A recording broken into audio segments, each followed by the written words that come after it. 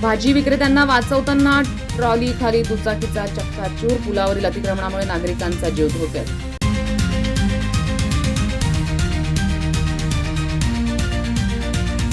पिंपळनेर शहराच्या मध्यवर्ती भागामध्ये असलेल्या नवीन पुलावर भाजी विक्रेत्यांच्या अतिक्रमणामुळे आज एक भीषण अपघात घडलाय. पुलावर रस्ता अरुंद झाल्यानं समोरून येणाऱ्या भाजी विक्रेत्यांना आणि पादचाऱ्यांना वाचवण्याच्या प्रयत्नात एका ट्रॉली चालकानं वाहन कडेला घेतलं, ज्यामुळे बाजूला उभी असलेली एक मोटरसायकल ट्रॉलीच्या चाकाखाली येऊन तिचा चक्काचूर झालाय. सुदैवाने या अपघातात जीवितहानी टळली असली तरी पुलावरील रोजच्या होणाऱ्या अपघातांमुळे नागरिक जीव मुठीत घेऊन ये-जा करतायत.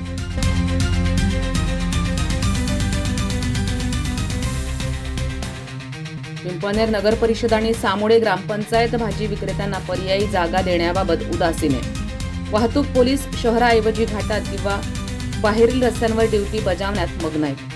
त्यातच नगर परिषदेच्या नावानं काही पंटर वसुली करत असल्यानं कारवाईकडे दुर्लक्ष होत असल्याची चर्चा आहे. या जीवघेण्या वाहतूक कोंडीमुळे शाळकरी मुलं आणि नागरिकांचा जीव टांगणीला लागलाय.